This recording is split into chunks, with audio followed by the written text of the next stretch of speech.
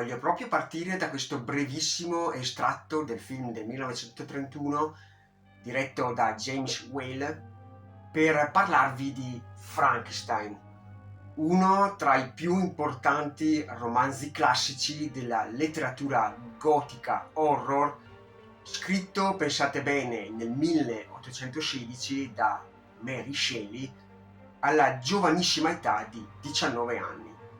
Nella prima parte del video vi argomenterò il libro, mentre nella seconda vi andrò a parlare della mia esperienza di lettura. Voglio che siate voi a godervi la lettura, non vi dirò praticamente quasi nulla della trama, un po' come ho fatto io, mantenendomi alla larga all'oscuro di tutto ciò che ruota intorno a Frankenstein. Conoscevo solo il personaggio di Frankenstein, o meglio la figura creata da Victor Frankenstein. Pensate che nella mia ignoranza credevo che Frankenstein fosse il mostro e non il suo creatore. Ma prima di partire, mi raccomando, se non avete già fatto, iscrivetevi al canale, lasciate un bel pollicione ed un commentino che a me fa sempre piacere. Un essere, dicevo, che prende vita, in un qualche modo rinasce per la seconda volta. In principio, dopo essere scappato dalla camera da letto di Victor adibita a laboratorio, lui è fondamentalmente di animo buono. Come un bimbo venuto alla luce, ha bisogno di esplorare tutto ciò che lo circonda, compreso anche l'interazione non solo con il mondo esterno, ma anche con l'essere umano in sé. E lo vediamo che si presenta come un essere, una creatura pura, altruista.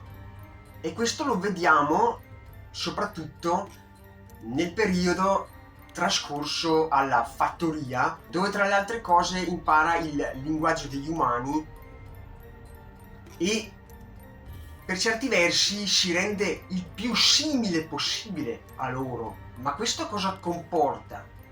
Proprio come un cucciolo nato in cattività e accudito dalla madre, nella cosiddetta fase di imprinting lui assorbe, o forse meglio dire acquisisce quei comportamenti che lui vede nelle persone che lui definisce protettori, ritiene protettori, e quindi di conseguenza non assorbe solo il lato positivo, ma anche la cattiveria che scaturisce negli esseri umani proprio quando lo vedono, quando la creatura si palesa davanti in tutta la sua bruttezza.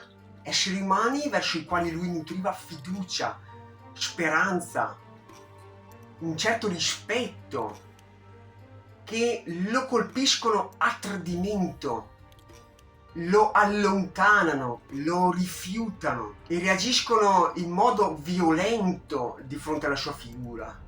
E qui mi voglio collegare ad un altro tema che si sposa perfettamente, ovvero quello della diversità, il sentirsi diverso perché gli altri ti vedono diverso. Chi è l'unico nel racconto che non lo vede un diverso e lo accetta vedendo in lui solo il lato buono ed altruista?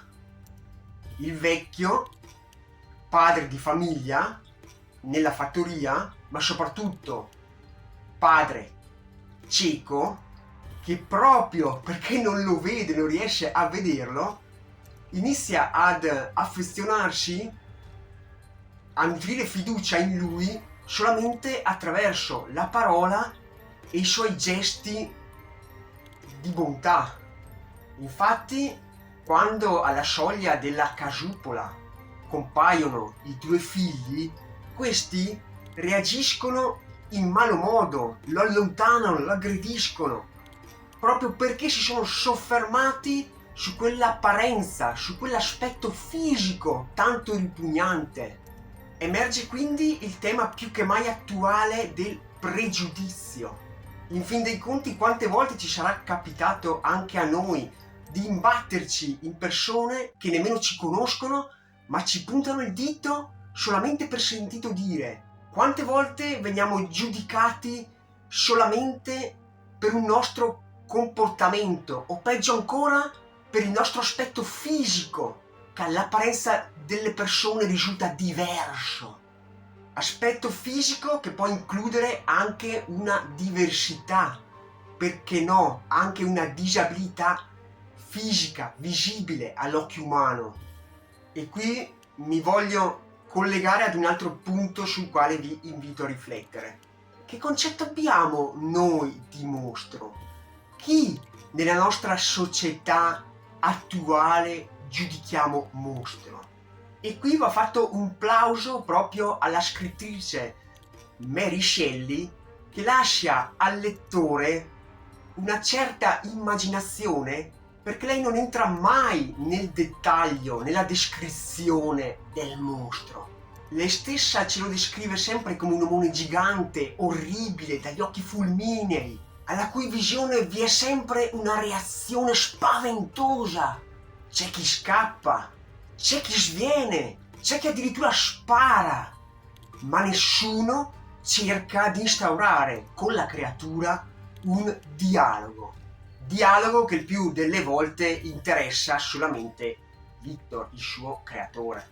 Forse è per questo che è anche un'opera immortale, perché fa viaggiare il lettore con la sua fantasia. La convinzione di mostro e giudicare un qualcuno un mostro ci sarà sempre finché esisterà l'uomo.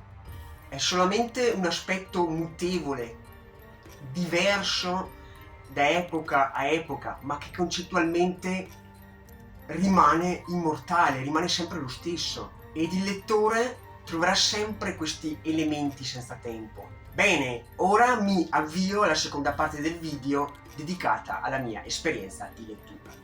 Parto col dire che chi crede che questo racconto si soffermi per lo più su descrizioni iper dettagliate, horror e macabre, sia della creatura, ma anche di ciò che ruota intorno alla creatura, e qui non entro nei particolari, si sbaglia, perché qui è un horror, direi a mio avviso, più psicologico, più di testa. E quindi se siete particolarmente sensibili non vi preoccupate, perché credo che ci siano romanzi molto più peggiori da questo punto di vista.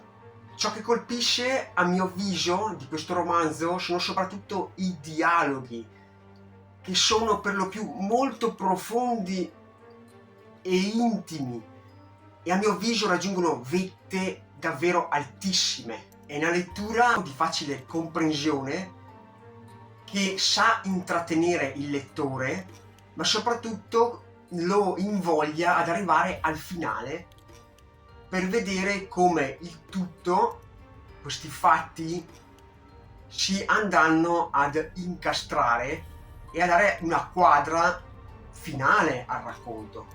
La scrittura, dicevo, è molto agile e fresca, grazie probabilmente ai continui lavori di revisioni e di nuove traduzioni che si sono susseguite nel corso degli anni, proprio per stare al passo con il nostro parlato, rendere la lettura man mano sempre più moderna. In conclusione, questo Frankenstein di Mary Shelley è immortale? Beh, direi decisamente di sì, dopo quello che ho trattato in precedenza. Anzi, vi dirò che è una lettura che andrebbe riscoperta. Più persone dovrebbero leggerlo, proprio per capire la profondità di questa narrazione, che è ancora ad oggi probabilmente frutto di studi da parte di esperti. Ancora impensabile come una ragazzetta di 19 anni sia riuscita a scrivere una cosa simile. Un saluto, baci e abbracci, e al mio prossimo video.